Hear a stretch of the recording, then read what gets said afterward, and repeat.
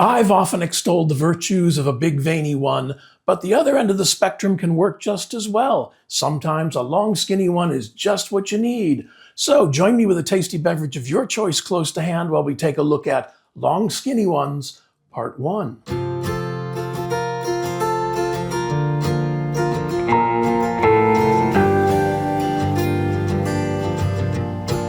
And before we get started, I'm happy to take this opportunity to send out a special thanks to Shirley C., who bought me coffees this past week, and to Hui, Jonas Bayer Hjorth Larsen, and Galia Zell, who sent me super thanks this past week. Your contributions to the channel make a lot of things possible, some of them behind the scenes, and help keep me in Hoyas, Dischidia, their relatives, technology, and infrastructure.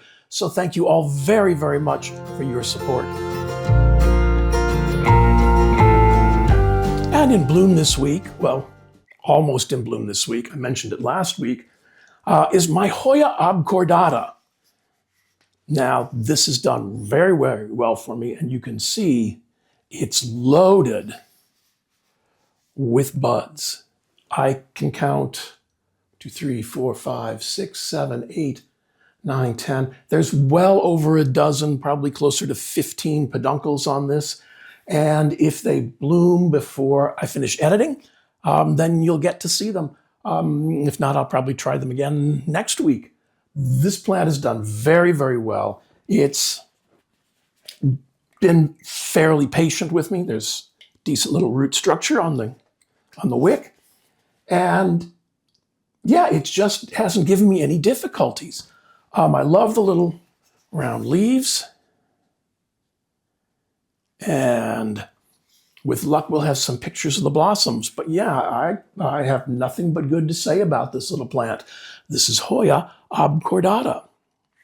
Now, also this week, we have another one I mentioned, but it's one of the featured plants this week, so you'll see those blooms in just a minute. And the first long skinny one up this week is Hoya insularis. Now, Hoya insularis is native to the island of Borneo, which means to Sabah and Sarawak in Malaysia, and to Kalimantan in Indonesia, and to the Kingdom of Brunei.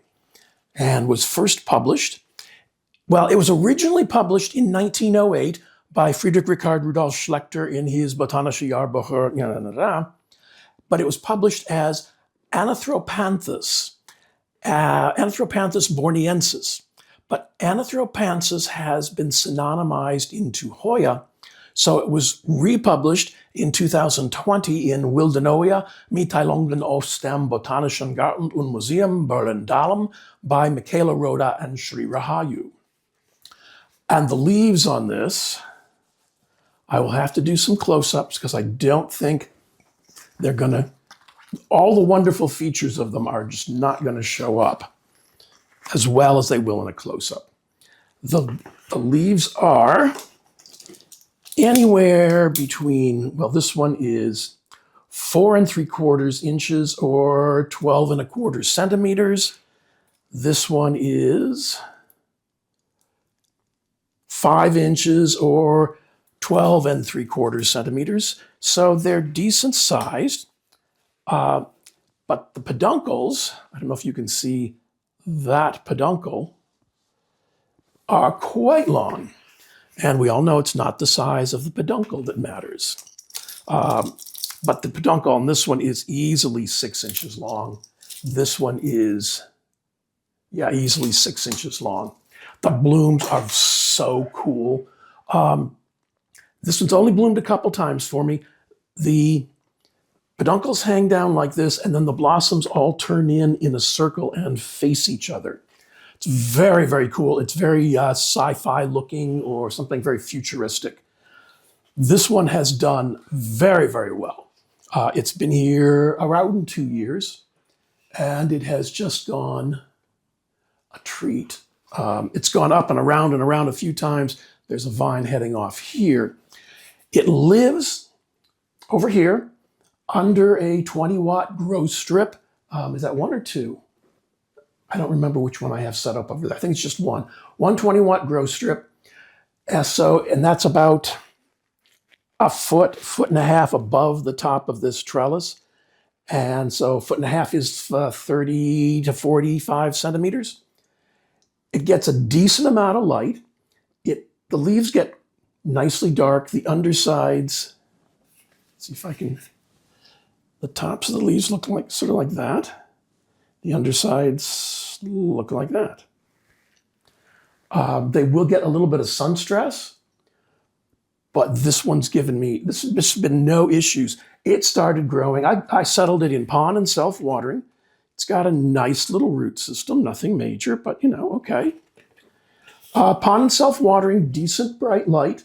I was going to let it trail and realized that was just not going to be a good solution for all of us. So I changed it to grow upright, and it's just grown. It started growing right away.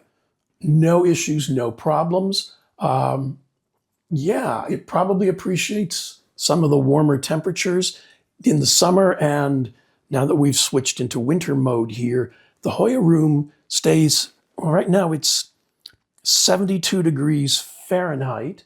I don't think I can quickly figure out what that is in Celsius, but I'll put it over here. I was wondering if there was a button. Ooh, there is. So about 22.4 degrees Celsius.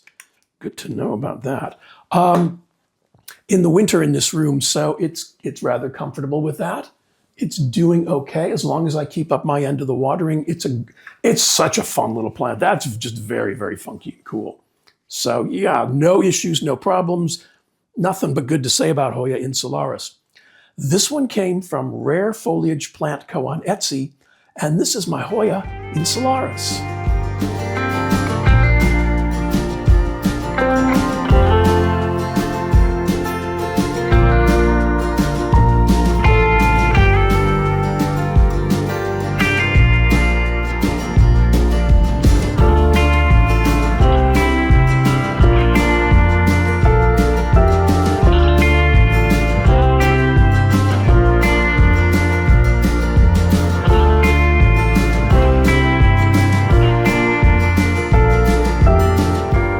The next plant up has been here for 2 to 3 years. It's actually 2 plants, and that's my Hoya mirabilis.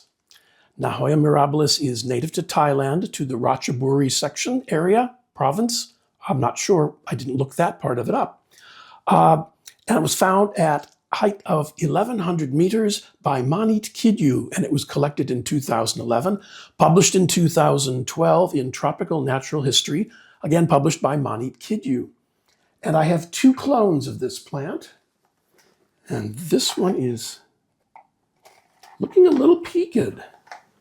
This is clone B, and some of the leaves are looking a little, well, up here they're looking a little dry, but the others are looking okay. And this one just finished blooming. The blooms did not last long, but they're very pretty. I'm going to set this one down over here. Stay. And this is the one that had no designation other than mirabilis. And this one is in bloom. And they look something like that. And is there a scent? Yes, there's some very mild scent. And I'm going to say now that gets stronger in the evenings, and that's what I've been smelling. Got nectar on my nose. For some reason, it's got a slight spicy scent to it. The nectar is just like nicely sweet, but it's going to sound weird. The first thing I thought of was yellow mustard, but very, very mildly. No, I'll reconsider that scent. But it's not unpleasant. It's kind of neat. This poor plant is actually doing very well. This one I ordered, and it was shipped from an independent seller in Hawaii. And I think and it was growing in a dish. And I think they just took the dish and put it in a box and sealed it up and sent it to me, because when it arrived, everything was out of the dish. There was dirt all over the inside of the box, and the plant was completely loose. We did not have very good things to say.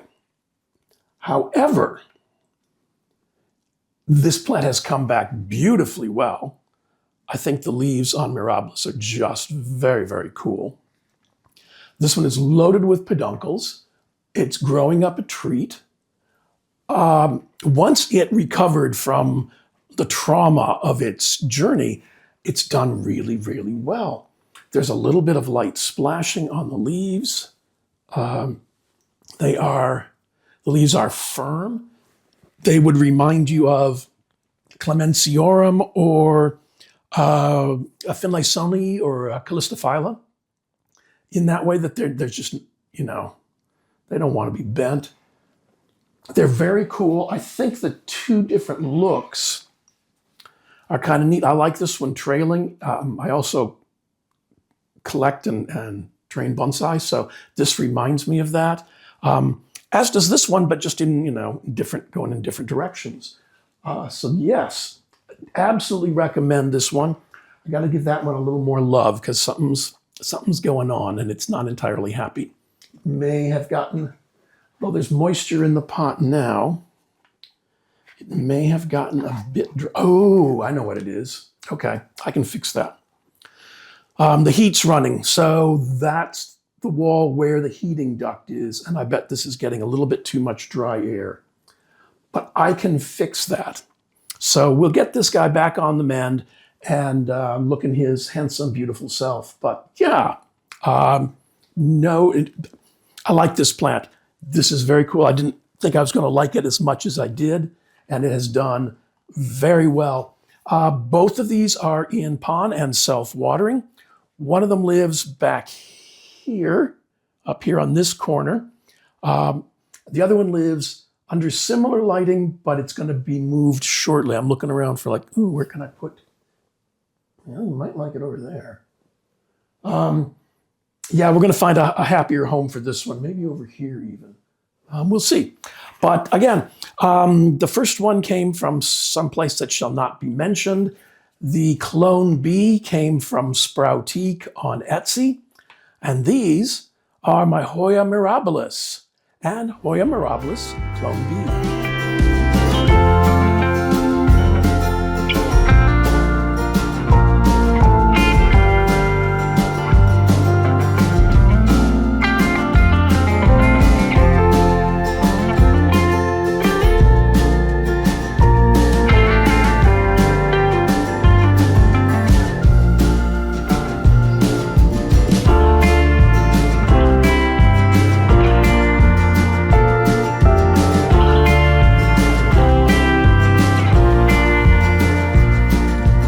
And the next one up truly is a favorite, although I say that about all of them because I don't think I'd keep them around if they weren't favorites.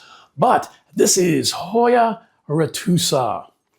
Now, Hoya retusa is native to East India, meaning Assam and Bhutan, Sikkim, that area, and the East Himalayas. It was first published in 1852 in Hooker's Journal of Botany and Kew Gardens Miscellany by Nicole Alexander Dalzell. And the remarks on the herbarium sheet say IND period or. So India and or other stuff. I put off buying one of these for a very long time. I thought they were kind of neat looking, but whoops, grabbing onto everything here. But whenever I saw them in the stores, they looked awful. They looked olive drab green and dehydrated. And it wasn't till later that I realized that they were just, the stores didn't specialize in Hoyas, so they were doing what the instructions on the internet told them to do and treating them like a cacti. And since I knew that that was not the way to go, I decided to give one a try. Have nothing but good to say about it. This one has grown lush and full and trails and blooms, and it is, for me, very easy to take care of. Yeah, it's been happy almost anywhere I've put it. It is a little thirsty. I mean, it's all things considered, that's kind of a big plant. So it is thirsty. It is in an organic mix, my standard mix of cocoa husk chunks and fine bark, sphagnum, and pumice. There, you hear a little weight banging on the back because this grows on the top of a shelf in my living room. And it spends the winter out there because if you remember where it's from, it's a bit of a cooler growing Hoya. So it likes the cooler temperatures. It's a south wall. There's a window on one side of it, a west-facing window. So it gets a tiny little bit of direct sunlight, but it gets good bright light. And the temperatures in the living room in the wintertime are noticeably cooler, probably between day and evening, averaging around 58 to 60 degrees. It's New England, so, my house is cool in the winter because that's the way we roll. So this is done very, very well. I love, this is just, it looks so neat spilling off the edge of that shelf. It's easily, well, there's an arm's length and the plant starts up here and it continues down. So I'm going to say easily 24 inches or 60 centimeters long. It's not demanding. It's not fussy. It hasn't really given me any difficulties. So I can absolutely recommend this one. The self-watering pot, I think, is really important for the long-term health of this, at least making your life easier. Let's see if I can get a measurement. The leaves are, come on, don't argue. We have company. 3 inches or 8-ish centimeters individually. They have a recessed central rib. There's a bit of a double heart-shaped ending. No, it's not heart-shaped, like a double bump on the end. I don't know if I can get one to show up here, but of course there'll be close-ups. And I just think it's really, really pretty. I think it's lush. I think it looks beautiful and green. If you like this kind of fern-like look, and ferns don't cooperate with you the way they don't cooperate with me, this might be an interesting alternative to a fern.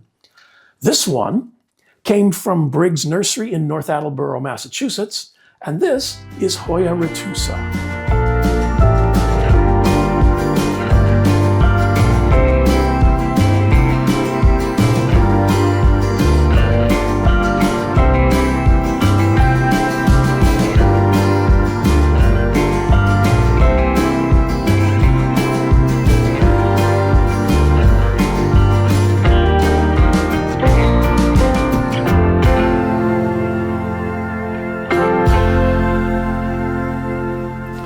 And the next one's not actually a Hoya, but I'm going to show it anyway because it's a Hoya relative. And this is my Dischidia Parasita.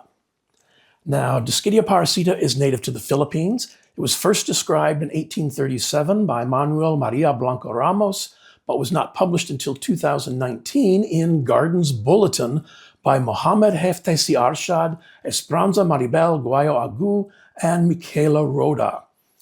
And this is the one that showed up with, well, I decided it was having an identity crisis. I purchased it as as Dischidia Affinity Parasitica. But there is no Dischidia Parasitica, so it can't be Affinity Parasitica because that can't be like something that doesn't exist. But there is a Dischidia Parasita, and I think that's what this is. So I should have pictures over here of what it looked like when it showed up, and it was kind of a tiny little thing and just kind of hung out for a bit. But of late, it has started growing. And I'm happy about this. This is doing very well. It's growing in pond and self-watering. It has not found the reservoir yet. It lives on the front of my desk right here, in line with the southeast facing window. So it gets a little bit of early morning sun. It'll be getting a bit more through the winter when the leaves on the trees across the street come down. So it'll get some early morning sun, but not too much. The leaves are slightly cup-shaped, ending with a nice long narrow tip. It's growing very nicely. I'm happy with it. It hasn't bloomed yet, isn't doing much else, but it hasn't died and it is putting out new growth. So I'm really happy about this. And it's, you know, I do like a lot of Dischidia, so it's nice to have this one in the collection too. Yeah, this one's cool. So if you're looking for a long, skinny Dischidia, maybe this will work for you. This came from TQ Hoyas on Etsy, and this is Hoya. It's not Hoya at all. They're relatives. This is Dischidia Parasita.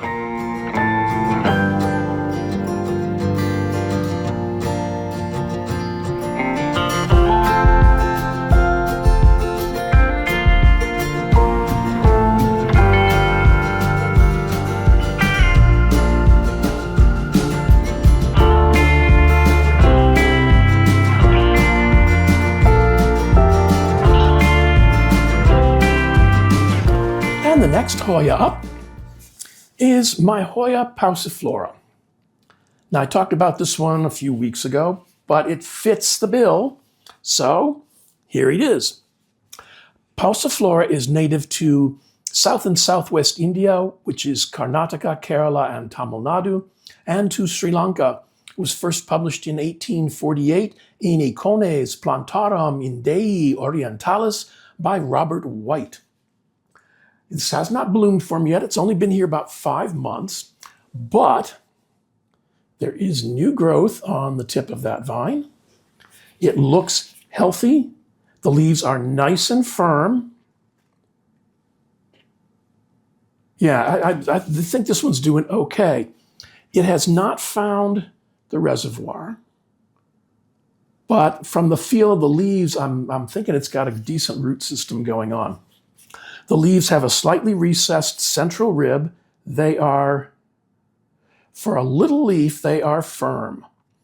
They're rather resilient. They're rather pretty, I think. They fit the bill, long, skinny ones. The longest leaf on this particular plant is measuring about 3 1/4 or 8 1/4 centimeters. Some of the others are in the 2.5 to 6 1/4 centimeter range. So they may get larger as the plant gets larger. It has not bloomed for me yet. I think I mentioned that. It's doing well. There's new growth. It fits the bill of long, skinny one and hasn't been here long enough to give me any problems. But yeah, you know, very cool. I like it. It does. What does it looks like? The way there's a little bit of texture in the leaves, and it's reminding me of something else, also long and skinny, which will probably be in next week's video. But yeah, very neat look to the leaves. I think they're very, very handsome. I think this is going to make a really nice plant. It may need to start growing more upwards, but I'll see what it does and what I'm going to do with it at that point. But yeah, I'm very happy with this one. This one came from Hoya Treasures on their website, and this is Hoya pauciflora.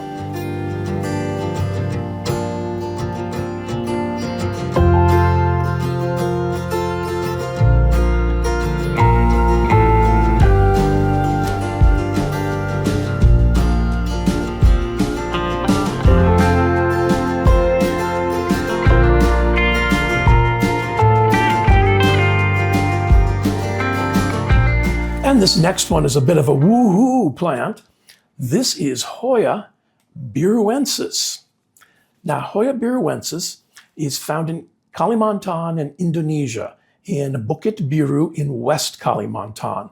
And it was published in 2025, so just this year, back in, I believe, April or May, in the Nordic Journal of Botany by Michaela Rhoda and Sri Rahayu. And I'm a Facebook friend with Michaela Rhoda, so he mentioned on his Facebook page that he was having a plant published, Hoya published, and I looked it up and it was like, oh, I'm going to get that. I'm going to find one of those. This used to be known as species Aphanica spartioides, but is now its own species. And I found one. And I'm going to do the, I couldn't be happier with how a Hoya has grown for me. I should have pictures over here, or at least a picture of what it looked like when it first showed up. And if I remember, it was only about that tall. And so all of this is new since about May or June. I'll have to look. I have a note here that says 7 months. So whatever that works out to be. In Spartioides, all of the growths are peduncles. Spartioides has no leaves.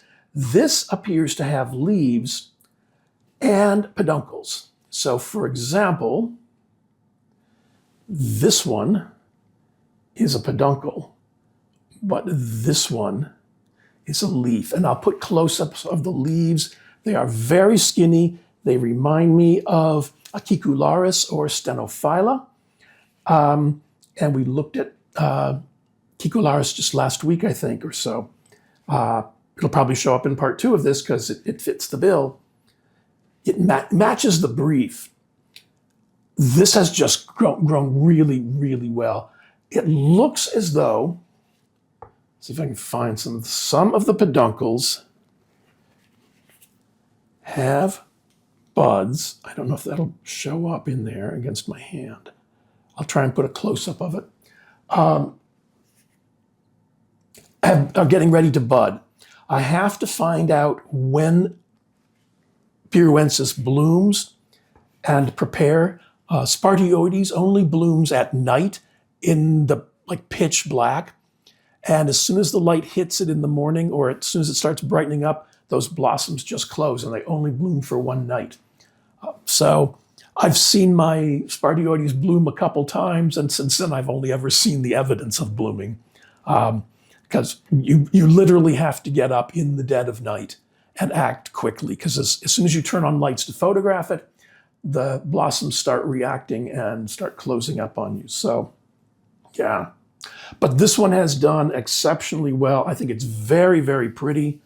I think I'm going to try and give it a little bit more upright structure just to keep it from spreading out too much. My Spartioides grows out at an angle, and it's probably, I'm looking at it right now because it lives over there, at least 18 inches, which is like 45 centimeters, something like that. But yeah, this is done very, very well. This has been so easy to grow. Now, granted, I got it as a rooted plant, but it's been super easy. It has found the wick. It's on its way to the reservoir. No issues. It lives down here currently under fairly bright grow lights. The leaves look nice and dark green. They don't look washed out. So I'm pleased with the internodal spacing. It's like an inch or less, maybe even half an inch or less. So it's not getting too long and leggy at present. It's doing fairly well, and I really like this one. This has turned out to be so happy I bought this. So happy. This one came from North Austin Plant Co., and you can find them on Palm Street. And this is Hoya beruensis.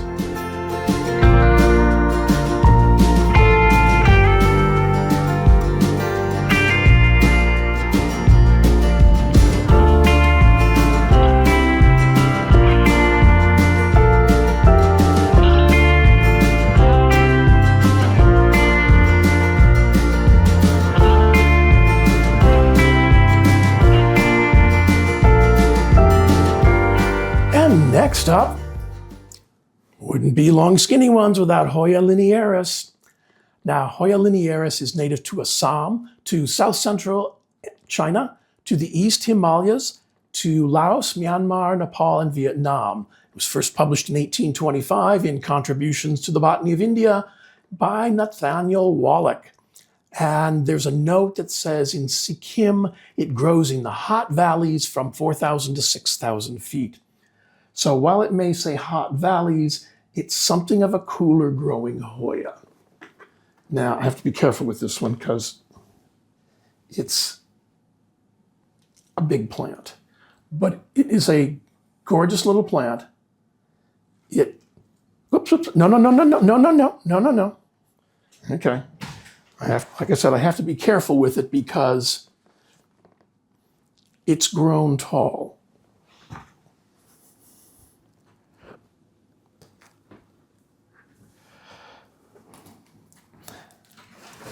Now, some people there's like a love-hate relationship with this plant. Lots of Hoya growers, Hoya heads, love this plant, and a lot of them find it really difficult.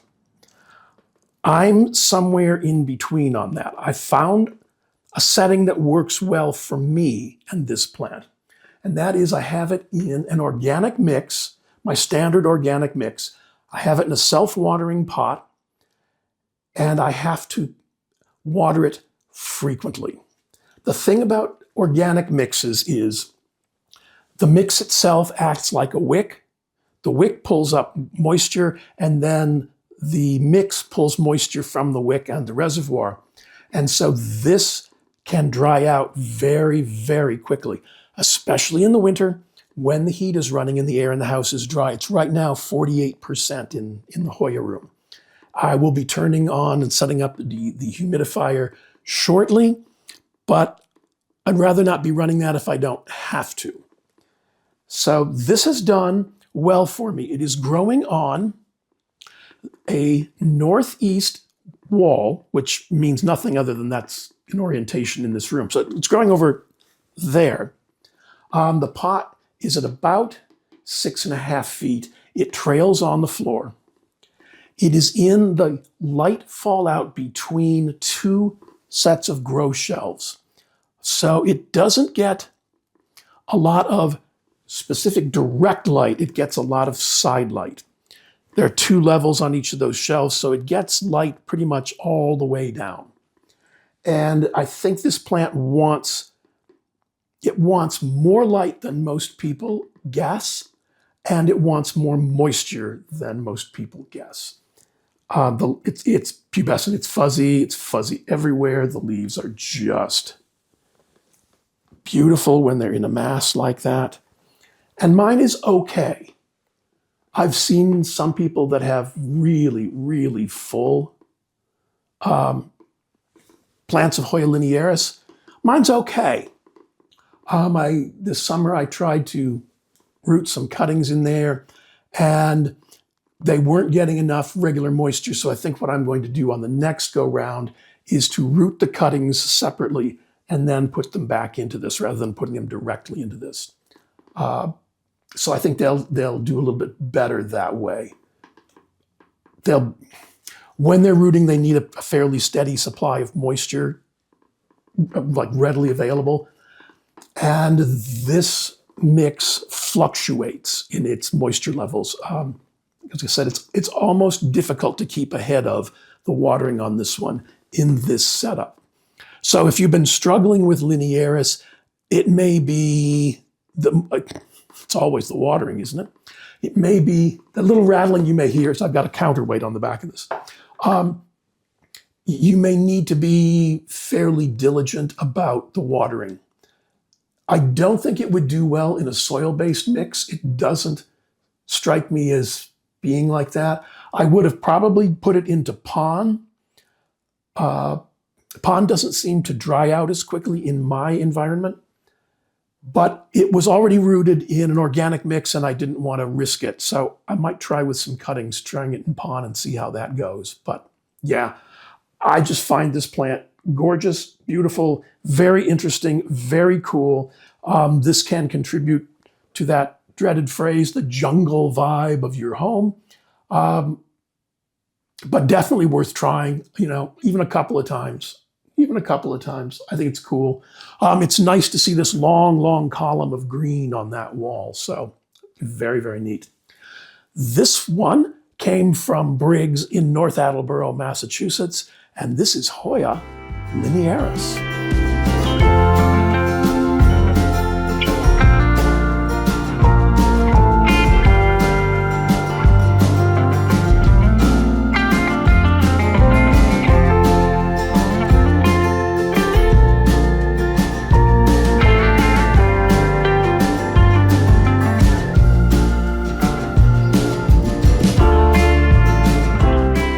There's going to be a part 2 of this next week with probably, I think it's 7 or 8 more. So make sure you put that on your schedule and join me for that. And now the question for the comments. And I want to thank everybody who took the time to answer last week's question about what was your favorite rooting method. That was very, very interesting. There are a lot of very interesting ideas, a few approaches I had never heard of. And if I asked you a question about it, I wasn't challenging how you did it. I wanted to understand how you did it. So yeah, it was all very interesting. I'm a big proponent of root it in what you're going to grow it in. So if I'm going to grow it in organic, I tend to root it in organic. If I'm going to grow it in pond, I tend to root it in pond. But I also have a plan B, and that's my, glass jar with cling film over the top of it. I've tried prop boxes. I'm doing something wrong with prop boxes because everything I put in them rots. So I either don't open it up often enough, or I have it closed too tightly, or there's too much moisture. I don't know, but that doesn't work for me. So use the method that works for you because it's based upon your experience and your environment. So that's what's going to work best. Now, this week's question is, big and veiny, long and skinny. Which do you prefer? Or do you feel you really shouldn't have to choose? Yeah, that'll be fun. So in the comments below, let me know which is your favorite, or do you refuse to choose? And I want to thank you for choosing to spend a little bit of your time with me this week's end. Please remember to click the thumbs up, like button, the subscribe button, and the notification bell. They all affect the YouTube algorithm so that YouTube suggests my channel to other people who may enjoy it. A lot of the products that you've seen me use are available through my Amazon storefront. I receive a small commission on those sales, but it doesn't increase your prices at all, and there's a link to my storefront in the description. If you're in the market for grow lights, I have a relationship with Sansi, and if you visit their site, sansiled.com, and use my code, PlantedInRI, you'll receive a 30% discount from the prices you find there. I've been very happy with my Sansi lights and feel that I can give them a thumbs up. If you'd like to support the channel directly, there's a link in the description to my Buy Me a Coffee page, or down here there's a thanks button, and YouTube manages all that for me. I'm going to put links to a few more videos over here on the other side, and as always, enjoy the rest of your week's end.